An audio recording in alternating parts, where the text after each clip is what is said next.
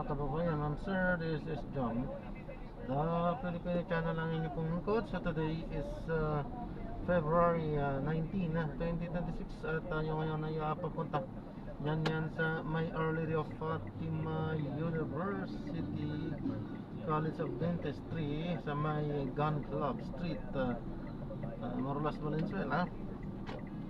At dadalhin po natin yan sa may Elite Institute sa may Rose Garden Building sa may Rizal Street, Villa Teresa Subdivision, Marolas, Valenzuela po yan. Okay, so magbabalik po tayo mamaya konti pag nakuha na po natin sila. Disclaimer lamang po, ang content po natin ay kalsada at hindi ang passenger. Kaya nga naman sakasakali man po na may marinig kayong mga pangalan ng lugar, pangalan ng tao, pangalan ng organizations, government o private man, yan ay wala pong kinalaman ang channel nito.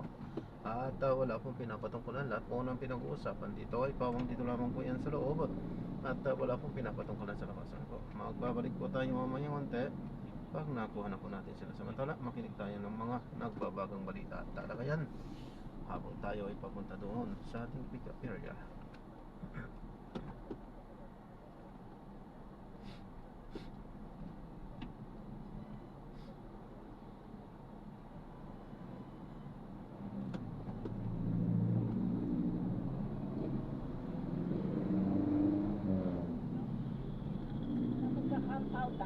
Kayo sa tahanan ninyo, sabi ni Atty. Chris.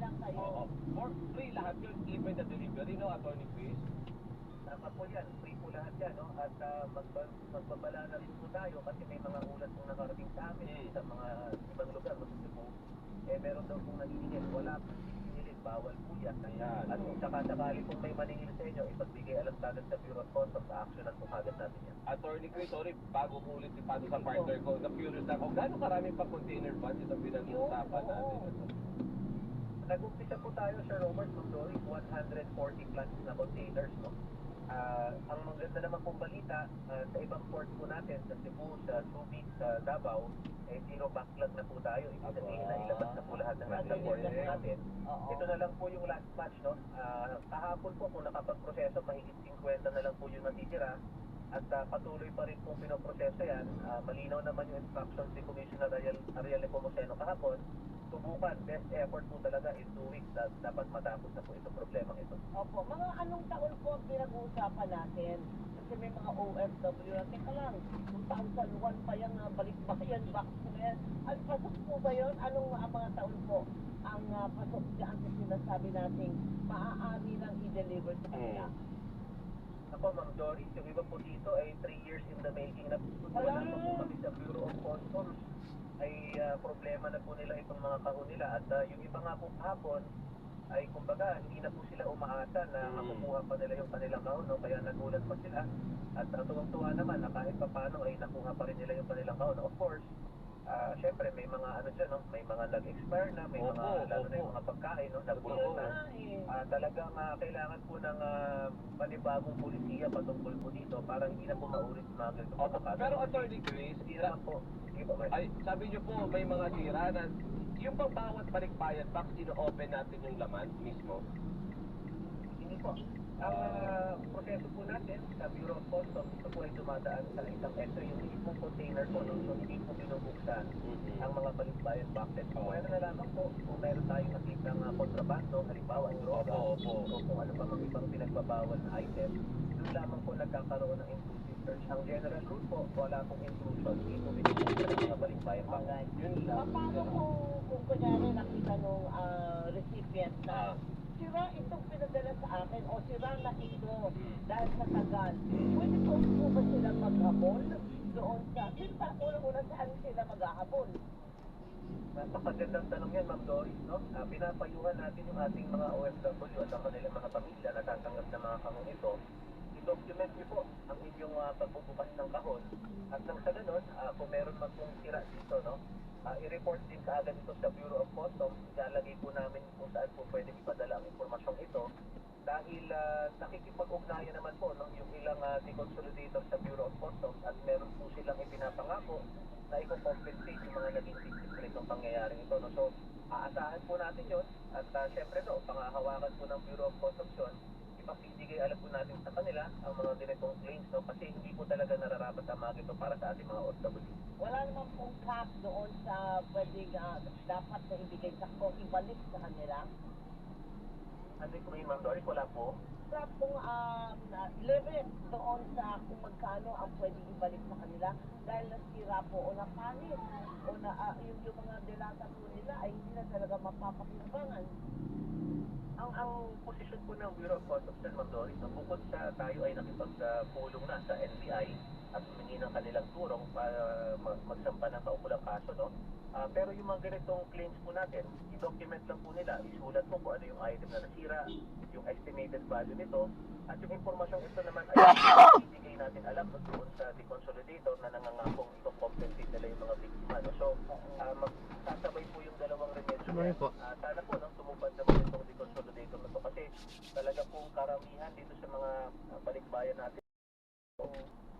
Kung talagang good faith sila at gusto nilang manumbalik ang kanilang reputasyon, sana naman po tumupad sila sa usapan. Pero yung mga nasa likod po nito dating ganayan, Attorney Chris, operational pa rin sila? Oo nga. Po, naglabas po ng suspension order at revocation order ang Bureau of Customs para sa mga kumpanya nito. Hindi po sila pinahihing tulutang mag-operate sa Bureau of Customs sa panahon ito. Pero Sir Robert, Ma'am Doris, sinabi ko lang po, no? Yan po kasi ang problema, no? Yung mas malaking problema ay yung consolidator na nasa ibang bansa. Yan po talaga ang pinaka-problema natin dahil pagdating sa jurisdiction, ay nahihirapan po tayong mag-implement or mag-regulate sa kanilang mga activities sa ibang bansa. No? So, yan ang ginagawa natin ng paraan na nasa mga polisiyang ilalabas namin ay kahit pa paano naman mabawasan ang mga ganitong pagkakataon. Oo, minsan nandito nga ang problema. Paano po, attorney, kung may mananamantala? Sabihin na, sige, ako mag-aayos yan. Ako na bahala sa custom, pero bayaran mo ako ng ganito. Ako po, wala po talaga tayong ganyan, no? Malinaw na malinaw, meron po tayong no-takes policy. Wala pong pwedeng mag-claim, no? Na sila ay may kapangyarihang mag-ayos sa mga ganyang papel sa Bureau of Customs. Yung mga brokers naman po natin, no? Accredited naman po yan, meron naman po silang mga professional licenses. So magtiwala lang po tayo doon sa mga accredited na mga individual. Wala pong pwedeng magsabi na meron silang influensya o kahit anong kapangyarihan upang magproseso ng mga ganyang dokumento sa Bureau of Customs. Malinaw yan, ha? Malinaw yan. Huwag kayo mapapaniwala, din lang kayo sa opisyal. Kung gusto niyo si Atty. Chris ang puntahan.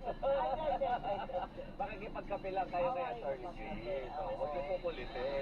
Walang pupunta. Hintayin ninyo sa bahay ninyo. At So, saka sa Lagpas, Smart. correct. At saka ihanda yung mga resibo. Oo, para kahit mapatunayan na inyo nga yun.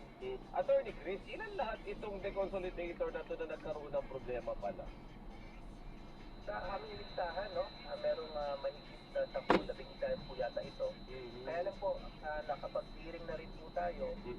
Ayaw ko naman po pangunahan yung magiging resulta ng hearing, no? Pero doon sa aming hearing, may nakita din po tayo, yung ilan din po palang mga deconsolidator ay naging biktima din, no? Yung mga consolidator na ito, nag-advance sila ng bayad, pero hindi na sila binayaran ng consolidator upfront, no? So, hihimayin pa po natin yung mga datos na yan, pero clearly, ang problema po talaga natin yung mga consolidator na nasa ibang bansa. Partnership tie-up kasi sila eh, parang ganun partner eh. Pagdating dito, pinadala sa kanila, wala namang pay, hindi na nagbayad. Eh bakit ko naman i-release, hindi pa bayad, parang ganun ang nangyari. Sa huduli, ang naipit, yung balikbayan pa. Tuloy, pagbukas ko, may molds na yung chocolate, yung sapatos, yung rubber shoes ko, tanggal-tanggal na yung suelas. Buti may Attorney Chris na magpapalit. Attorney Chris, maraming salamat po Maraming salamat. Maraming salamat po sa kanon. Good morning po. Good morning po, si Attorney Chris Noel Bendijo at Deputy Chief of Staff ng Bureau of Customs o BOP. Partner, magpasalamat ka Ayan, tayo dapat. sa 18 million Yun! na nanonood at nakikinig sa atin Correct. sa official YouTube channel natin. Ay, sasabihin na naman lang, bakit million? Thousand lang. Million kasi may nasa radyo, may nasa Yan. TV, may nasa TFC, may nasa Facebook. Lahat-lahat na po yan. Oo, hindi naman natin hindi para nga nabigay lang yung mga yon. Oo, yung lalo na yung mga naglalaba. Ay, ito. Bilola. Bilola. Ayan, oo. Nanay, na habang lumayak siya. Oo. Dahil walang kabati. Si Lolo, na nag-exercise ng konti. Oo, Diba? oo. Na nagbibigay ng baon sa apo. Yes. O, ang daddy, ay, At si Lolo, ayun si dating may doggy wow-wow. Doggy Wawaw na tumatakbo na. Dahil sabi mo, ka na daddy. Hindi pa tayo nakakaluto eh. Oo, di ba nag-breakfast ang doggy wow-wow? Doggy Wawaw, oo, kawawa naman. Pero, partner, seriously, maraming salamat kay Maricam Bautista. Yun. Ganun din, siyempre, kay Secretary Giovanni Panoy Lopez. Ayan, maraming salamat po at pinasaya ninyo ang aking birthday.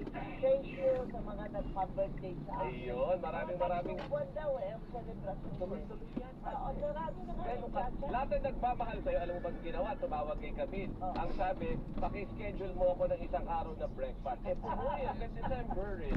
So, abot hanggang next year, gano'ng karami yung breakfast? More than 365 partner. Ang so sad. Diba? Di ka ba natatag? Love, love, love. Ay, ngayon, may pa-breakfast na naman. Ang dami. Kaya ang ginawa ni Camille, nagsabay-sabay. Ayun. Minsan, 3, 4 yung sponsors mo. Nice. Diba? Ng mga friends, ha? Friends dito. Friends, sa pangunguna, ni Doggy Wawaw. Doggy Wawang and Friends.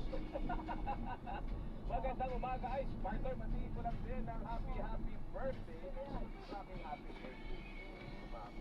Sa inyo ba? Ay, sinagkanda nila. Ayun, matigil ko lang ng happy birthday yung aking napakagandang pinsan. Si Ate Annalyn Kayanan. Happy birthday! Ate, laki. Ay, malaki yun. Fish pan ng ate ko na yun. Ang katutak ng mga tilapia. Oo. Kaya pag umuwi ako doon, sila mag-asawa, sila ni Kuya Romy, nahagisan ako ng tilapia kung anong gusto ko. Pero last Sunday, magkakasama kami sa park. So, nag-chill lang kami doon habang sila may dalang tilapia, nag-ihaw, kwentuhan, kapampangan music. Oo, diba? Kaya ang buhay kapag gaganyan. Ay, happy birthday. Happy birthday! Ayun, no? At syempre, magandang morning din kila Estrella Garcia, Colin Panulte, Jocelyn Alapan, Arci De Castro, Alberto Lopez, Poy Vladimir, mga bagong nito ha. Ami Donise, Imelda Laurien Aria, Rose Flores, Regina Tulaylay, Dona Damian, Grace Mauki, Elsie Balyon Florentin, at Gigi Lau Lisman. Maraming salamat po ha sa inyong pagtutok every day. Nanet Castro, maraming Castro. Nanet Magno, yan na naman ako, nagkamali ako. Matugin natin sa kapakinig. And Snowy, bakit kailangan maaga mag-announce para matapos yung mga mag-input sa kanya? Oh, si Jane Villa, sabi niya, bakit ba atat na makaupo si Sara for president? May maganda ba siyang goal to be the presidency? Bakit gagawin siyang pakulong? Dami yung gusto lamang na nakakalam. Amen? Speaking of Amen, ano mo nakikinig sa akin si Lord? Yan po. Lord? Si Lord de Vera. Kuya Lord de Vera, magandang morning. Bakit daw siya walang pa-breakfast? Ikaw ang magpa-breakfast sa amin. Oh.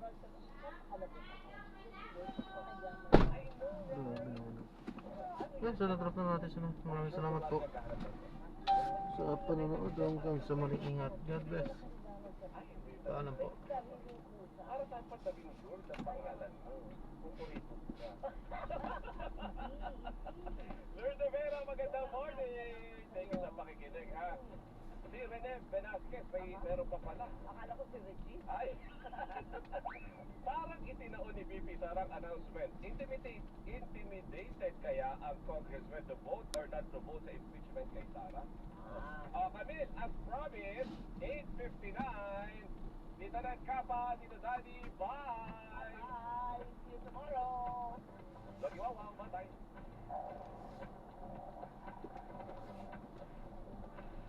Tuloy-tuloy lang ang bulilan. Papaseryoso o nakikita mo sa ulan. Ito ang Tandem ng Bayan. Bawal ang sabaw, pero pwedeng pakisaw-saw. Perfect match sa pagkasa mo ang Tandem ng Bayan.